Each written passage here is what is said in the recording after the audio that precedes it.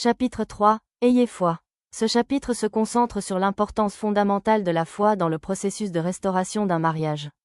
L'auteur commence par poser une question essentielle. Avez-vous la foi ou la crainte?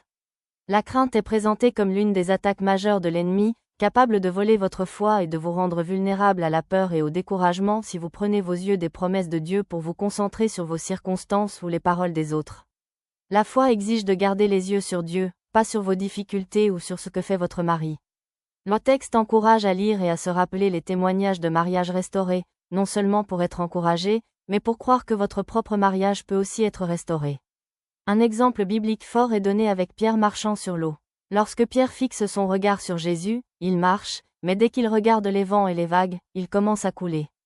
Cela montre que le fait de détourner son attention de Jésus vers ses peurs produit la peur, tandis que fixer son regard sur lui permet d'élever sa foi au-dessus de ses tempêtes personnelles. Le chapitre souligne aussi que votre témoignage peut être une force d'évangélisation. Ceux qui sont autour de vous, même ceux qui n'ont pas encore sorti du bateau, peuvent reconnaître la fidélité de Dieu quand ils voient votre paix au milieu de l'épreuve. La foi est ensuite élargie au travers d'un autre exemple biblique, Abraham. Malgré son âge avancé et l'absence de l'enfant promis, Abraham a continué à croire en Dieu, espérant contre toute espérance. Cela illustre que la foi persévère même quand il n'y a plus de raison apparente d'espérer. Le texte insiste sur le fait que la foi sans action concrète est inutile. On ne doit pas simplement dire que l'on croit, mais agir comme si la promesse était déjà en train de se réaliser.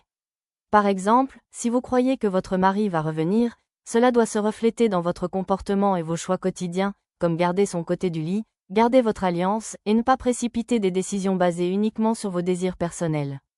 Une autre partie importante du chapitre est l'attente dans le temps de Dieu. Cela ne signifie pas arrêter de prier ou d'espérer, mais attendre que Dieu mette en œuvre sa solution au moment voulu, sans se précipiter ou essayer de forcer les choses par soi-même. Finalement, l'auteur rappelle que la foi se fortifie en entendant la parole de Dieu et en s'entourant de personnes de foi qui encouragent, enseignent et partagent leurs expériences. Il est suggéré que l'on donne même le peu de foi qui reste à quelqu'un d'autre dans le besoin, car cela peut débloquer de nouvelles mesures de foi dans son propre cœur.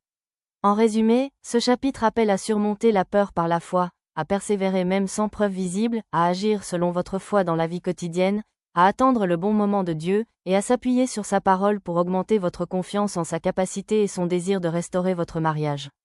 Découvrez tous nos livres sur notre bookstore en ligne. Inscrivez-vous dès maintenant en cliquant sur le lien dans la description pour ne rien manquer.